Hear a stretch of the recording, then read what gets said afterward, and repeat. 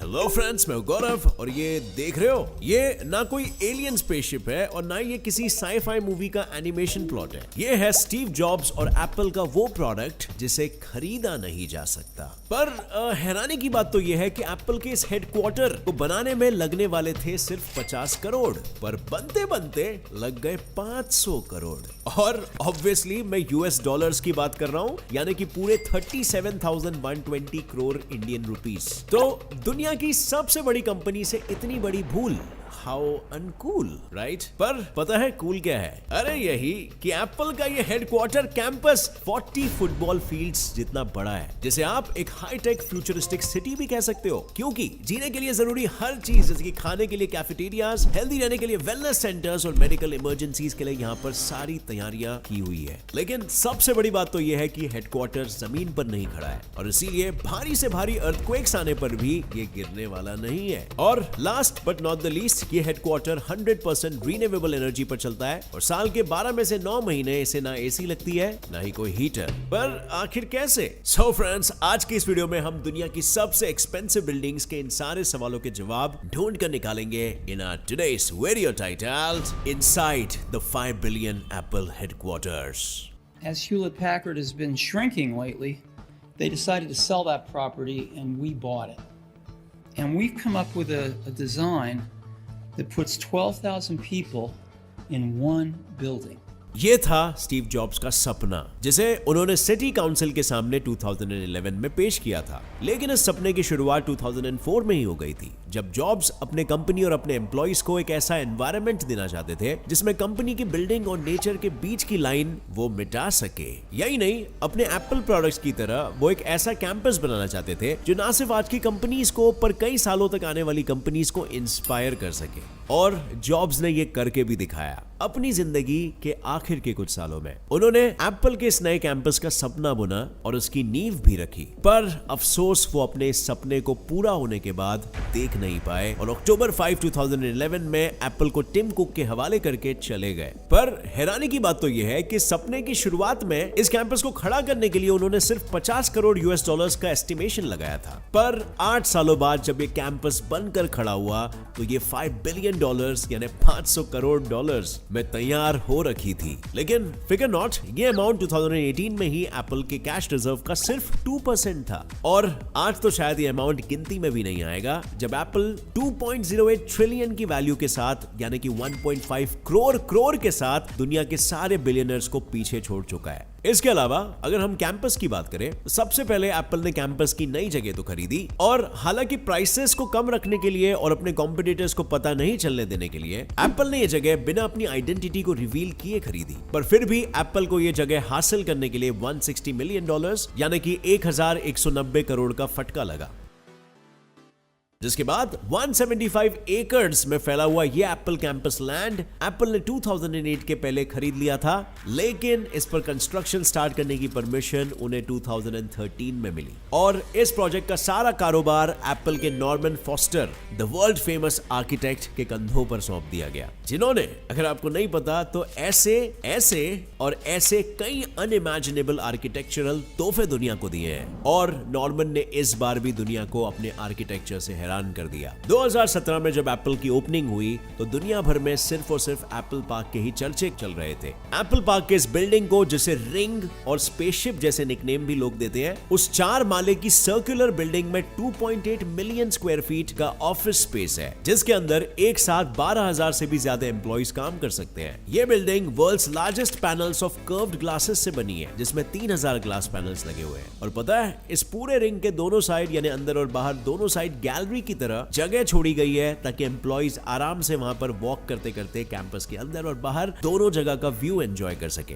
पर Apple park सिर्फ इस एक बिल्डिंग के लिए फेमस नहीं है। एप्पल के इस कैंपस में इस स्पेसशिप बिल्डिंग के अलावा रिसर्च एंड डेवलपमेंट की 2 बड़ी 3 लाख स्क्वायर फीट की बिल्डिंग्स है, जिसमें 2000 एम्प्लॉइज एक साथ काम करते हैं। इसके साथ ही एप्पल के एम्प्लॉइज के फिटनेस का पूरा ध्यान रखने के लिए यहाँ पर 1 लाख स्क्वायर फुट का वेलनेस सेंटर है, जहाँ योगा से लेकर लेटेस्ट फिटनेस मशीन्स मौजूद है। और इसके अलावा यहाँ पर एक विजिटिंग बिल्डिंग भी है, साथ में अंडरग्राउंड पार्किंग और एक ऑडिटोरियम है जिसके बारे में मैं कुछ ही देर में आपको बताऊंगा। पर कुछ और शुरू करने से पहले क्या आपको याद है इंट्रो की वो बात जहां पर मैंने आपको बताया था कि एप्पल पार्क की एक गोल मोल बिल्डिंग जमीन पर खड़ी नहीं है? याद आया। तो अब सवाल यह है कि अगर ये बिल्डिंग धरती पर नहीं खड़ी है तो क्या 12,000 एम्प्लॉइज के और अपने हजारों लाखों टन्स के साथ ये हवा में लेविटेट कर रही है?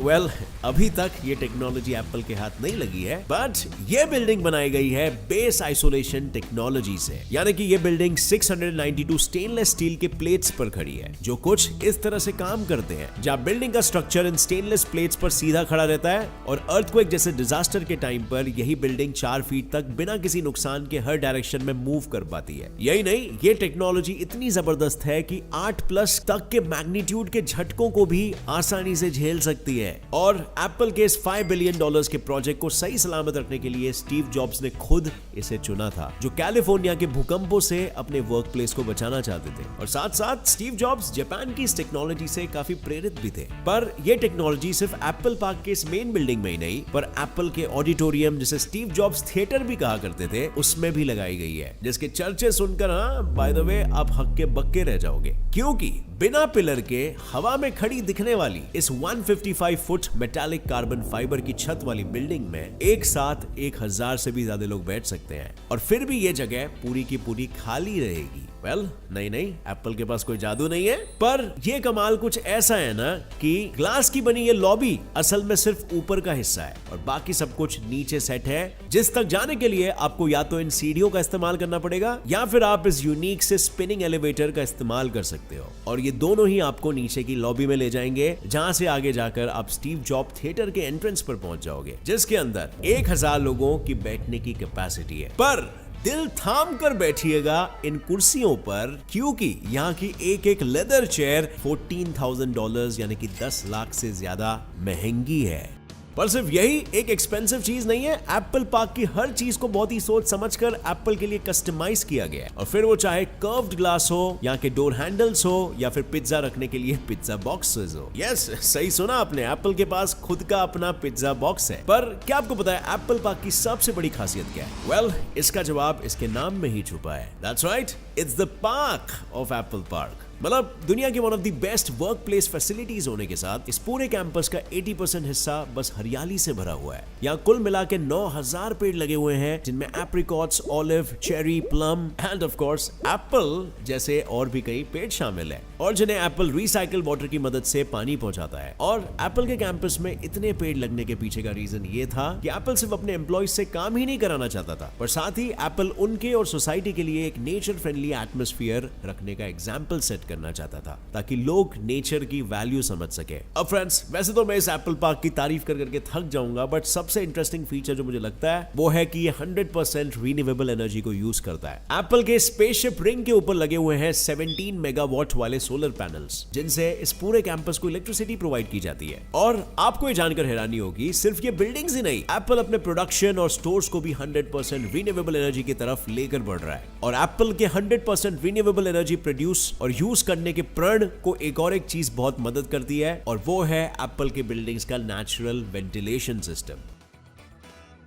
यानी एप्पल की इस बिल्डिंग के बाहर निकली हुई इस छोटी सी छत में एक ऐसा वेंटिलेशन सिस्टम है जिससे अंदर की हवा बाहर और बाहर की हवा अंदर आती जाती रहती है। इसके अलावा बिल्डिंग में ऐसे सेंसर्स लगे हुए हैं जो बिल्डिंग के टेम्परेचर को ठंडी और गर्मी के हिसाब से 68 डिग्री फ़ारेनहाइट से लेकर 77 डिग्री फ़ारेनहाइट तक में ही रखते हैं। यानी ठंड हो या गर्मी, टेम्परेचर तो अपने आप ऑप्टिमम तरीके से सेट हो ही जाएगा। और यहाँ पर 43,000 खाली कंक्रीट स्लैब्स भी लगे हुए हैं, जिससे बिल्डिंग को ऐसे करने में मदद मिलती है, और जिससे यहां पर साल के 9 महीने ना एसी की जरूरत लगती है और ना ही किसी हीटर की। मतलब एक तरह से आप ये कह सकते हो कि ये बिल्डिंग अंदर काम करने वाले एम्प्लॉइज की तरह सांस लेती है। पर अब फ्रेंड्स, मैं आपको कुछ सबसे बढ़िया दिखाऊंगा। ये देखो, है ना कमाल।